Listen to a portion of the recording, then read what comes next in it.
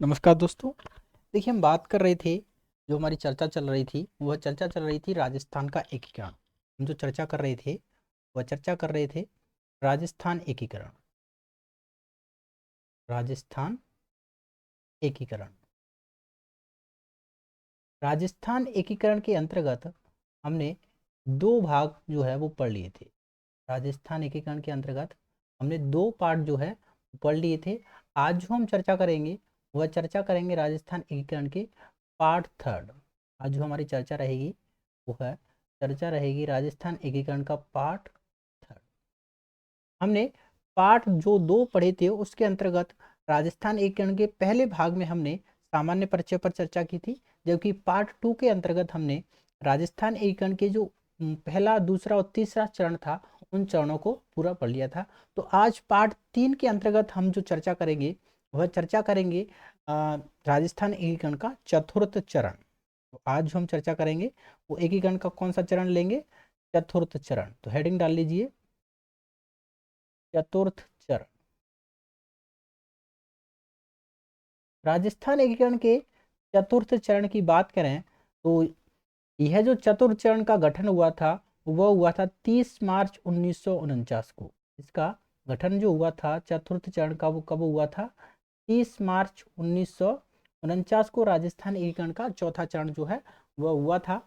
इस चतुर्थ चरण के अंतर्गत क्या कार्य किया गया? चतुर्थ चरण के अंतर्गत जो तीसरे चरण के अंतर्गत संयुक्त राजस्थान का निर्माण हुआ था। तीसरे चरण में किसका निर्माण हुआ था? निर्माण हुआ था संयुक्त राजस्थान। तीसरे चरण के अंतर्गत संयुक्त राजस्थान का जो निर्माण हुआ था उसमें फिर किसको मिलाया गया था? इसमें मिलाया गया था राजस्थान की चार बड़ी बड़ी रियासतों को इसमें मिलाया गया था। जयपुर, जोधपुर, जैसलमेर और बीकानेर। संयुक्त राजस्थान में किसको मिलाया गया था? एक रियासत थी जयपुर, एक थी जोधपुर, एक थी जैसलमेर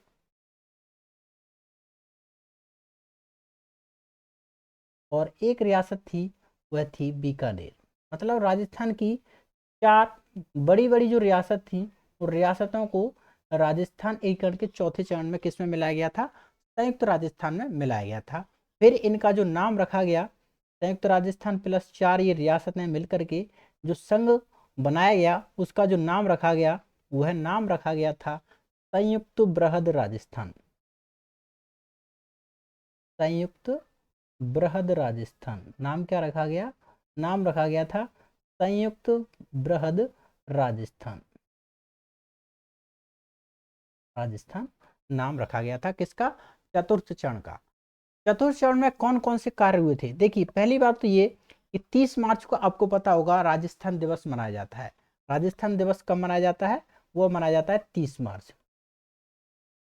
30 मार्च को कौन सा दिवस मनाया जाता है? वो मनाया जाता है राजस्थान दिवस। क्यों मनाया जाता है? क्योंकि 30 मार्च 1949 को राजस्थान की चार बड़ी बड़ी जो रियासतें हुआ करती थी, जयपुर, जोधपुर, जैसलमेर, बीकानेर, इन रियासतों का राजस्थान एकीकरण में विलय हो गया था। और केवल अजमेर जो मेरवाड़ा क्षेत्र हुआ करता था उसको छोड़कर और सिरोही का कुछ भाग है उसको छोड़ करके राजस्थान एकीकरण का लगभग जो संपूर्ण भूभाग था उसका एकीकरण हो चुका था। इसलिए 30 मार्च को क्या मनाया जाता है? राजस्थान दिवस मनाया जाता है। याद रखना, राजस्थान दिवस 30 मार्च को मनाया जाता है, जबकि राजस्थान स्थापना दिवस जो है वो कब मनाया जाता है? 1 नवंबर को मनाया जाता है। 1 नवंबर 1956 को भारत का संविधान लागू हुआ था। सॉरी, 1 नवंबर 1956, संविधान तो 1950 में लागू हुआ था। 1 नवंबर 1956 को क्या हुआ था? राजस्थान एकीकरण का 7वां चरण हुआ था।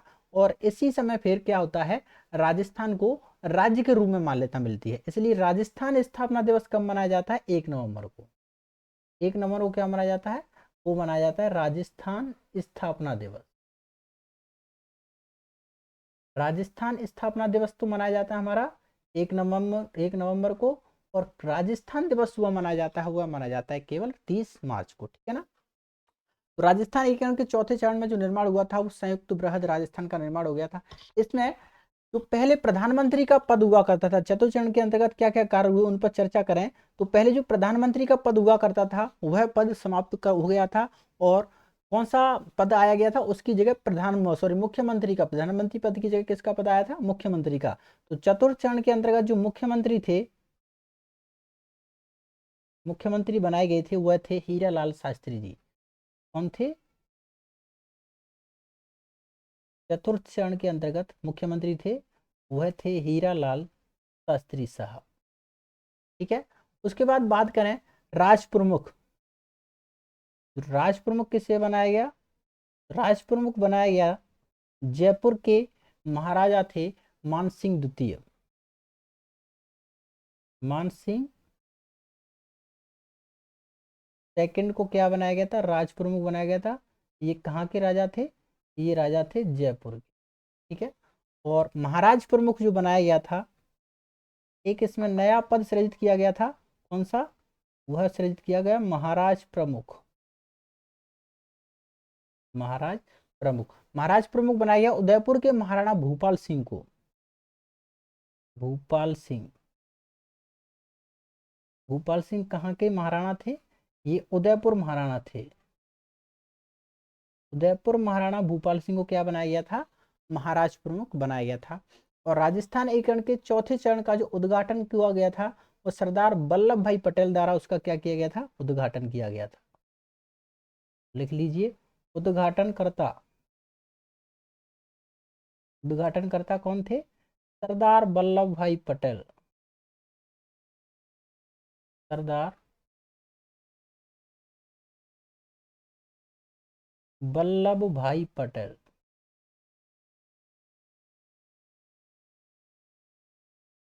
सरदार वल्लभ भाई पटेल क्या थे, इसके चौथे चरण के उद्घाटनकर्ता। और उद्घाटन जो हुआ था, वो उद्घाटन हुआ था चैत्र शुक्ल एकम को। उद्घाटन कब हुआ था, चौथे चरण का उद्घाटन हुआ था चैत्र शुक्ल एकम को। देखिए, राजस्थान एकीकरण के चौथे चरण के अंतर्गत राजधानी को लेकर जोधपुर और जयपुर रियासत में थोड़ी अनबनाई हुई। इसी हेतु एक समिति का गठन किया गया था, पी सत्यनारायण राव समिति। पी सत्यनारायण राव समिति ने फिर विभिन्न रियासतों के मध्य विभागों का एवं राजधानी का क्या किया, बंटवारा किया। पी सत्यनारायण राव समिति की सिफारिश पर ही जयपुर को राजधानी बनाया गया। जयपुर को जो राजधानी बनाया गया था वह बनाया गया था पानी की, यहाँ पर इसका जो कारण उन्होंने बताया वो बनाया कि जयपुर रियासत में पानी की जो है आपूर्ति सुनिश्चित तरीके से की जा सकती है, इसलिए इन्होंने जयपुर को राजधानी बनाने का सुझाव दिया था। किसने, पी सत्यनारायण राव जी ने। तो एक समिति का गठन हुआ था। नोट करके यहाँ एक बात लिख लीजिए, पी सत्यनारायण राव समिति की सिफारिश पर, पी सत्यनारायण राव समिति, पी सत्यनारायण राव समिति की सिफारिश पर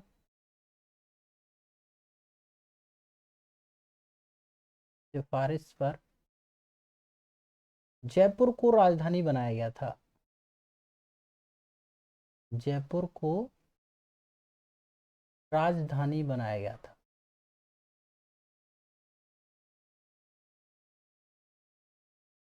बनाया गया था। ठीक है। राजधानी क्या रखी गई थी चतुर्थ चरण के अंतर्गत, राजधानी रखी गई थी जयपुर।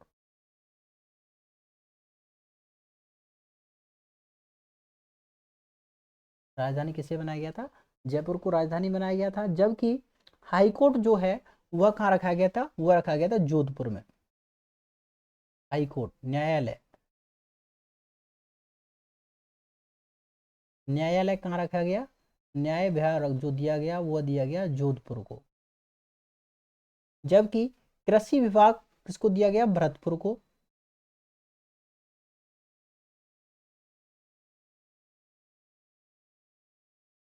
कृषि विभाग,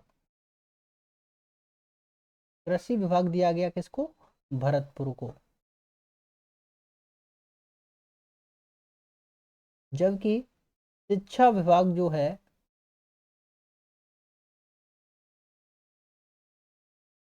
शिक्षा विभाग दिया गया किसको, बीकानेर को।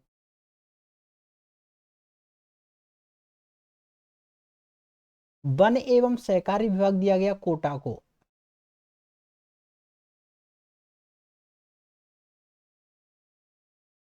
वन एवं सहकारी विभाग किसको दिया गया? कोटा को दिया गया। और खनिज एवं कस्टम ड्यूटी विभाग उदयपुर को दिया गया था। लिख लीजिए, खनिज एवं कस्टम ड्यूटी विभाग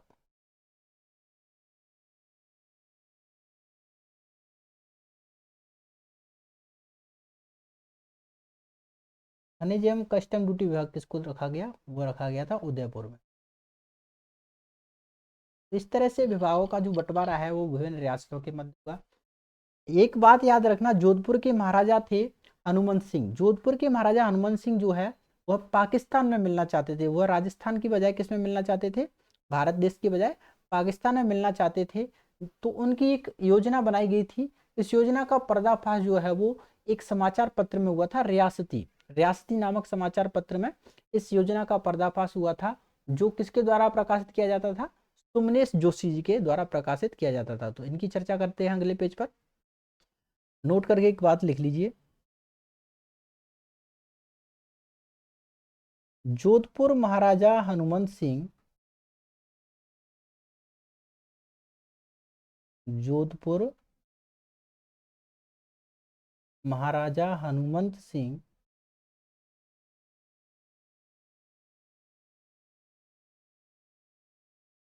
पाकिस्तान में मिलना चाहते थे।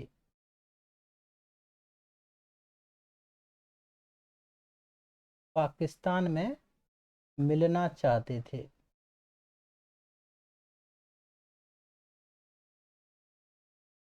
चाहते थे। उनकी इस योजना का पर्दाफाश, उनकी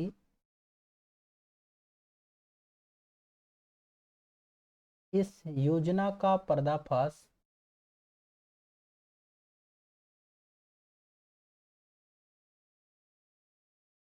सुमनेश जोशी ने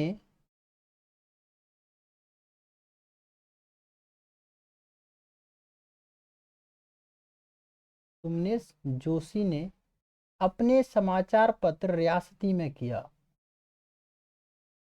अपने समाचार पत्र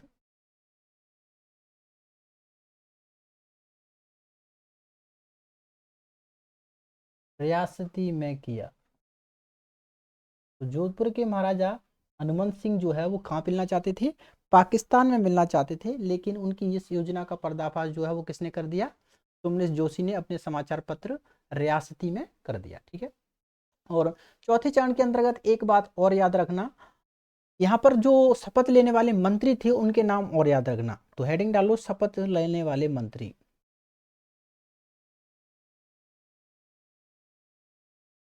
शपथ लेने वाले मंत्री।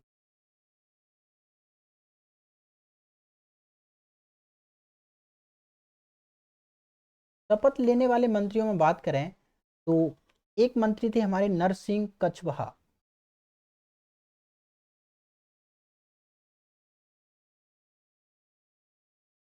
नरसिंह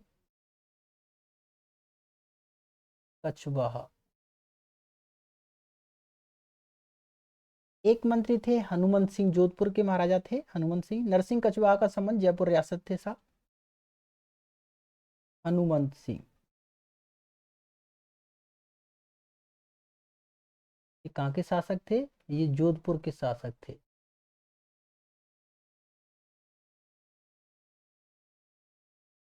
हनुमंत सिंह, जोधपुर शासक हनुमंत सिंह को वही मंत्री बनाया गया था। एक मंत्री थे भूरेलाल बयां।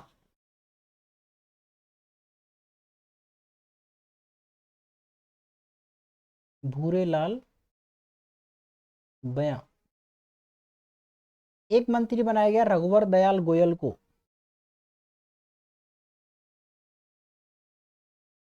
रघुवर दयाल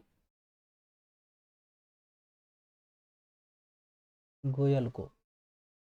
पांचवें नंबर के मंत्री जी आप याद रखना, वेद प्रकाश त्यागी, सॉरी वेदराज त्यागी। वेदराज त्यागी। 6 नंबर के आप मंत्री याद रखना, प्रेम नारायण माथुर।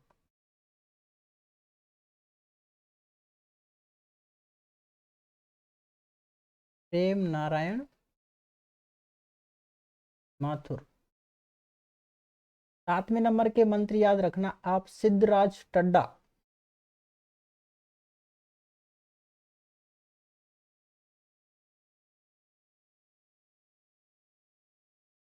और एक लास्ट आप मंत्री याद रखना, फूलचंद बाफना।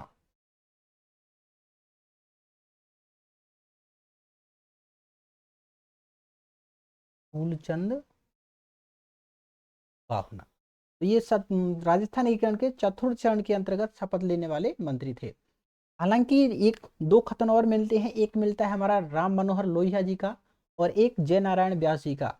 इन्होंने क्या है, राजस्थान से जो सिरोही रियासत का एकीकरण पहले किस में कर दिया था, गुजरात में कर दिया था सरदार वल्लभ भाई पटेल ने। तो इस हेतु इन्होंने विभिन्न प्रकार की क्या की थी, मांगे की थी। जैसे जय नारायण व्यास ने 9 नवंबर 1948 को एक सार्वजनिक सभा में किसकी मांग की थी, बृहद राजस्थान की मांग की थी। इसी तरह राम मनोहर लोहिया ने भी एकीकृत राजस्थान की मांग की थी। तो ये दो कथन और याद रखना, जय नारायण व्यास जी का और राम मनोहर लोहिया जी का कथन याद रखना। तो लिख लीजिए, राम मनोहर लोहिया ने एकीकृत राजस्थान की मांग की थी। राम मनोहर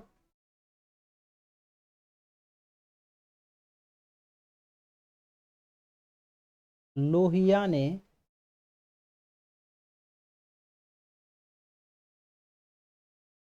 एकीकृत राजस्थान की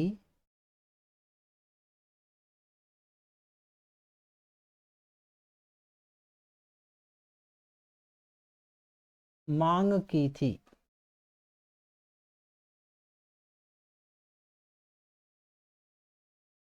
एकीकृत राजस्थान की मांग की थी किसने, राम मनोहर लोहिया ने। जबकि जय नारायण व्यास जी ने किसकी मांग की थी, बृहद राजस्थान की मांग की थी। एक सार्वजनिक सभा में इन्होंने कहा था कि हमें बृहद राजस्थान चाहिए, और ये सार्वजनिक सभा हुई थी 9 नवंबर 1948 को। लिख लिए, जय नारायण व्यास ने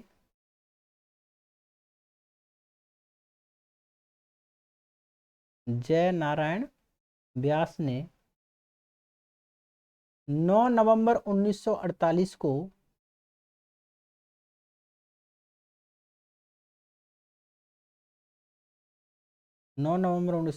को एक सार्वजनिक सभा में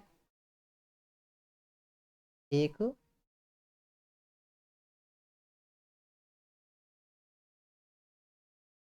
सार्वजनिक सभा में बृहद राजस्थान की मांग की थी।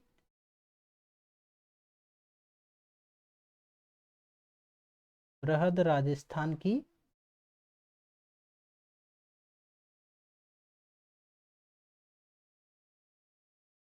मांग की थी, ठीक है ना।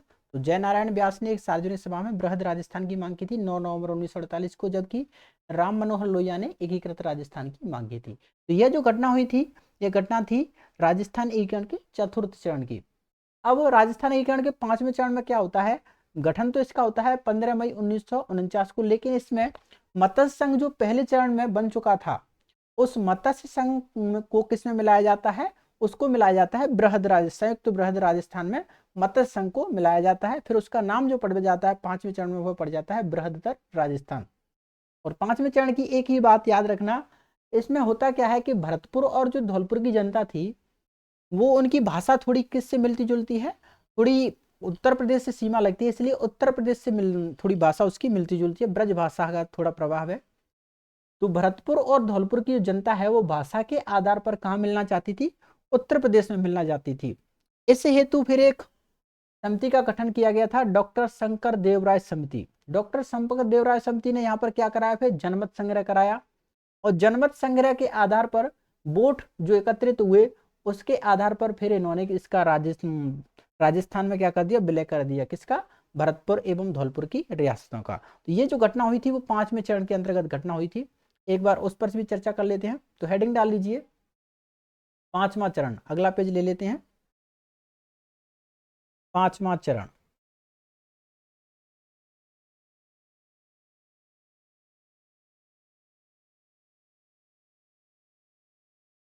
5वां चरण। और राजस्थान एकीकरण का 5वां जो चरण हुआ था वह था 15 मई 1949 को।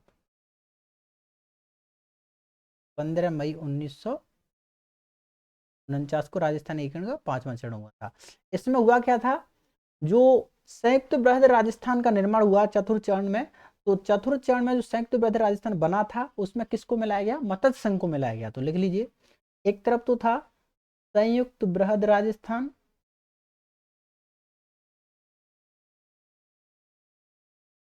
संयुक्त बृहद राजस्थान, प्लस इसमें किसको मिलाया गया, मत्स्य संघ को इसमें मिलाया गया, मत्स्य संघ। और इन दोनों के मिलने के उपरांत जिस संघ का फिर निर्माण हुआ उस संघ का नाम रखा गया, वह रखा गया बृहदतर राजस्थान। क्या नाम रखा गया, उसका नाम रखा गया बृहदतर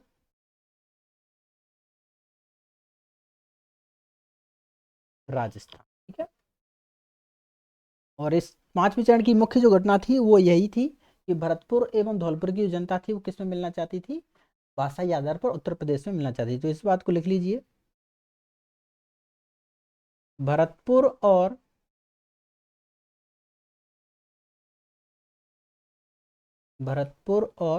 धौलपुर की जनता, धौलपुर की रियासतें लिख लो, भरतपुर और धौलपुर की रियासतें भाषाई आधार पर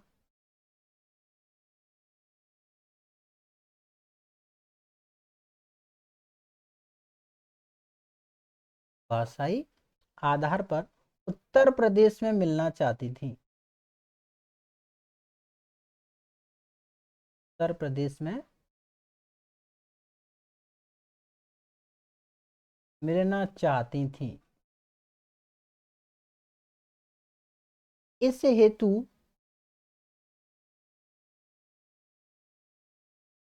डॉक्टर शंकर देवराय समिति, डॉक्टर शंकर देव राय समिति की अध्यक्षता में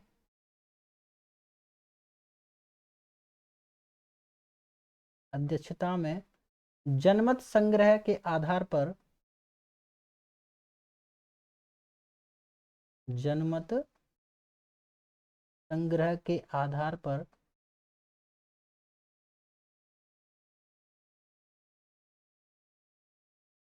भरतपुर और धौलपुर की रियासतों को राजस्थान में मिलाया गया। जनमत संग्रह के आधार पर भरतपुर और धौलपुर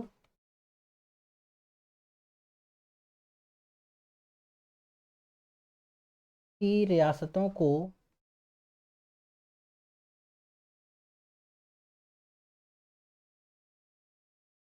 राजस्थान में मिलाया गया।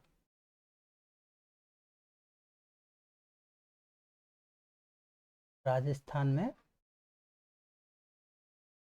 मिलाया गया। ठीक, ये घटना हुई थी किसमें, 5वें चरण के अंतर्गत। डॉक्टर शंकर देवराय समिति, याद रखना इसमें 3 सदस्यीय समिति थी जिसमें अध्यक्ष थे डॉक्टर शंकर देवराय, जबकि 2 सदस्य भी थे, प्रभुदयाल और आर के सिंह। तो यहाँ छोटी सी हेडिंग बना के लिख लीजिए, डॉक्टर शंकर देवराय समिति, डॉक्टर शंकर देवराय समिति।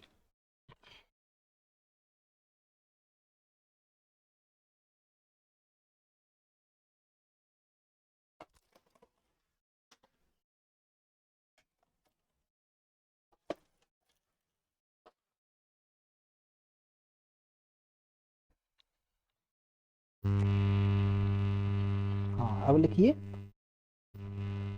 डॉक्टर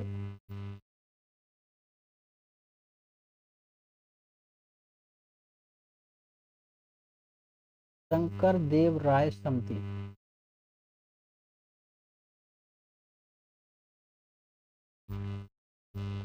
ये तो कौन थे इसमें, डॉक्टर शंकर देव राय तो अध्यक्ष थे,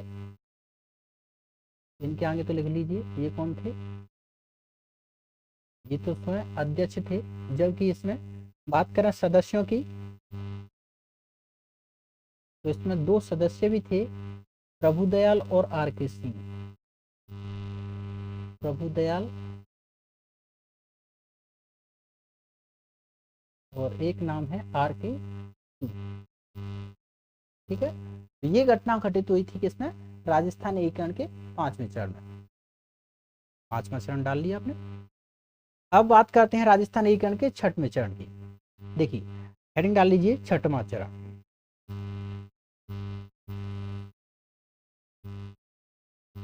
6वां चरण राजस्थान एकीकरण के 6ठे चरण के अंतर्गत क्या हुआ था, पहले तो डेट लिख लो, ये चरण हुआ कब था, गठन कब था, 26 जनवरी 1950।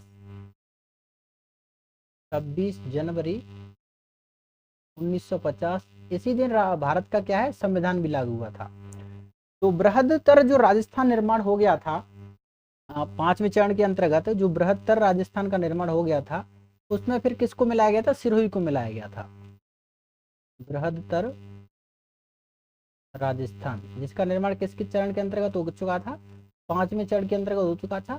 तो इसमें फिर किसको मिलाया गया था, सिरोही रियासत को मिलाया गया था। हालांकि सिरोही रियासत का संपूर्ण भूभाग इसमें नहीं मिलाया गया, क्योंकि सिरोही रियासत का आबू और देलवाड़ा जो क्षेत्र था वह पहले ही किसमें मिला दिया गया था, गुजरात राज्य में मिला दिया गया था। तो लिख लीजिए, आबू और देलवाड़ा को छोड़कर, आबू और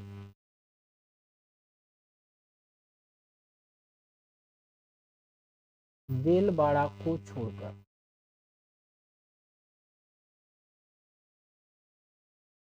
आबू और देलवाड़ा को छोड़कर के संपूर्ण जो भाग है किसमें मिला दिया गया था, ये संपूर्ण भाग फिर मिला दिया गया था,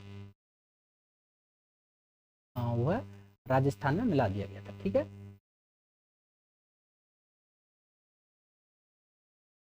चलिए आगे अब बात करते हैं,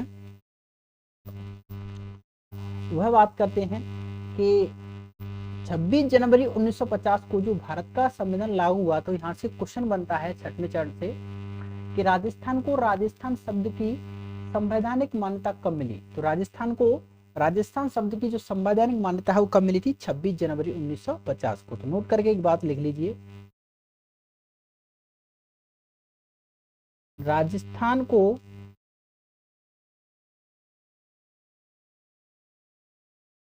राजस्थान शब्द की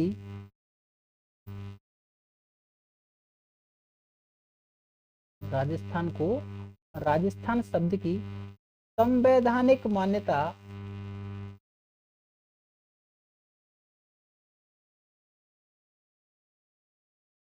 26 जनवरी 1950 को मिली।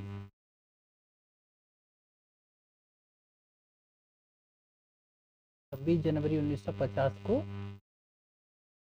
मिली। ठीक है, जबकि राजस्थान को राज्य के रूप में जो संवैधानिक मान्यता वो कब मिली थी, वह मिली थी 1 नवंबर 1956 को। देखिए यहाँ 6वें चरण में जो सिरोही का संपूर्ण भूभाग था उसको किसमें नहीं मिलाया गया था, राजस्थान में नहीं मिलाया गया था। क्यों, क्योंकि आबू और देलवाड़ा का जो क्षेत्र था इसको पहले ही 1 फरवरी 1948 को सरदार पटेल ने किसमें मिला दिया था, गुजरात में मिला दिया था। तो ये बात और लिख लीजिए, 1 फरवरी 1948 को 1 फरवरी 1948 को सरदार पटेल ने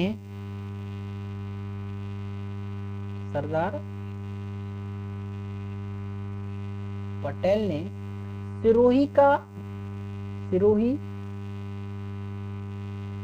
का तो नहीं, लेकिन सिरोही के आबू और देलवाड़ा क्षेत्रों को किसमें मिला दिया था, गुजरात में मिला दिया था। 1 फरवरी 1948 को सरदार पटेल ने सिरोही के आबू और देलवाड़ा क्षेत्र को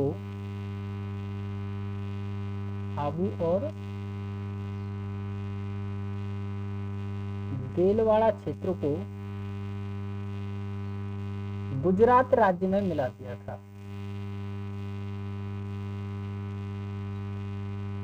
गुजरात राज्य में मिला दिया था।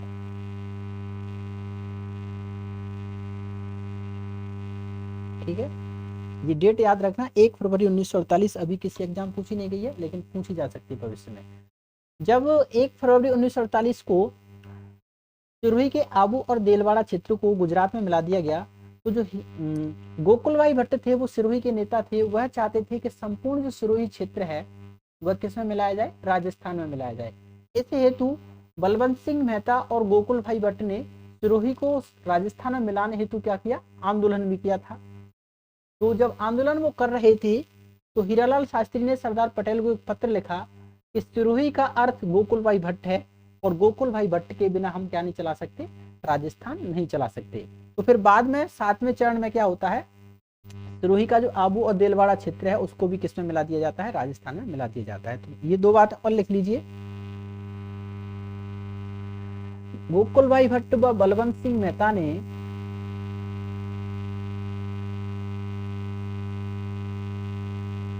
गोकुल भाई भट्ट व बलवंत सिंह मेहता ने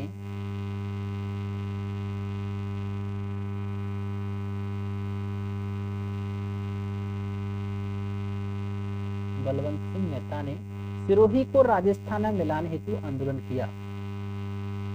संपूर्ण सिरोही को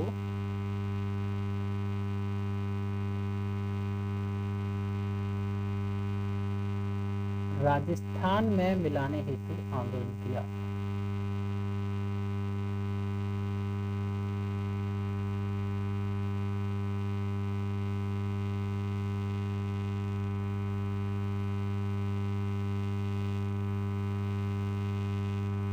आंदोलन किया। जब आंदोलन किया तो फिर बाद में जो हीरालाल शास्त्री थे उन्होंने सरदार पटेल को पत्र लिखा और उसमें उन्होंने कहा कि सिरोही का अर्थ गोकुल भाई भट्ट है और गोकुल भाई भट्ट के बिना हम राजस्थान नहीं चला सकते। तो ये बात और लिख लीजिए। हीरालाल शास्त्री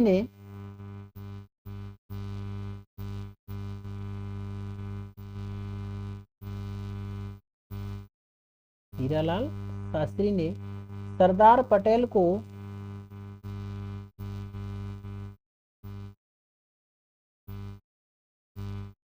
पत्र लिखकर कहा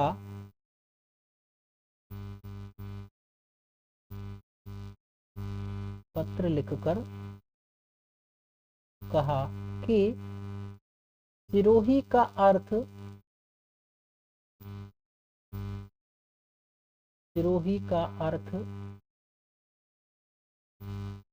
गोकुल भाई भट्ट है।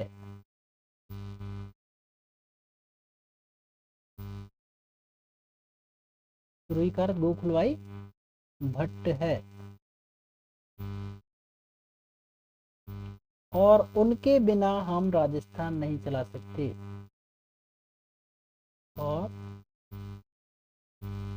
उनके बिना हम राजस्थान नहीं चला सकते, क्योंकि हीरालाल शास्त्री कौन थे उस समय, राजस्थान के मुख्यमंत्री थे।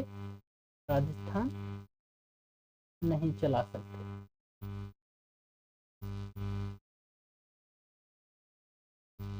तो ये घटना होती है राजस्थान एकीकरण के 6ठे चरण के अंतर्गत।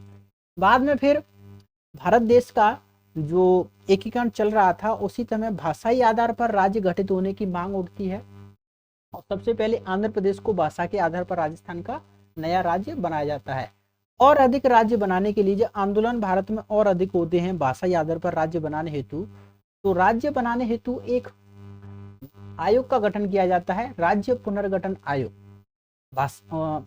जो पंडित जवाहरलाल नेहरू थे प्रधानमंत्री भारत के, उन्होंने एक आयोग का गठन कर दिया जिसका नाम था राज्य पुनर्गठन आयोग, जिसके अध्यक्ष थे फैजल अली की अध्यक्षता में राज्य पुनर्गठन आयोग का गठन किया और उसको कार्य सौंपा गया कि आप यह देखिए और हमें बताइए कि क्या भाषाई आधार पर राज्यों का गठन करना उचित है। तो फिर राज्य पुनर्गठन आयोग ने, जिसका गठन हुआ था 22 दिसंबर 1953 को, उन्होंने 1955 में दिसंबर 1955 में अपनी क्या सौंपते हैं, रिपोर्ट सौंपते हैं। और बाद में फिर 1956 में क्या लाया जाता है, एक संविधान संशोधन लाया जाता है, 7वां संविधान संशोधन लाया जाता है राज्य पुनर्गठन आयोग की अनुशंसा पर, जिन्होंने 1956 में अपनी रिपोर्ट सौंपी। फिर उसके बाद इस रिपोर्ट के आधार पर राज्य पुनर्गठन अधिनियम 1956 पारित करते हुए 7वां संविधान संशोधन करती है सरकार। और उस 7वें संविधान संशोधन के तहत फिर राजस्थान में एक तो अजमेर और मेरवाड़ा वाला जो क्षेत्र रह गया था उसको भी मिला दिया जाता है, और दूसरा आबू और देलवाड़ा का विलय भी किसमें कर दिया जाता है, राजस्थान में कर दिया जाता है। ठीक है ना, तो इन पर भी चर्चा रहेगी, लेकिन वो चर्चा करेंगे हम अगले वीडियो में। आज के लिए इतना ही, मिलते हैं फिर। आज के लिए इतना ही, मिलते हैं बाद में फिर। Thank you very much.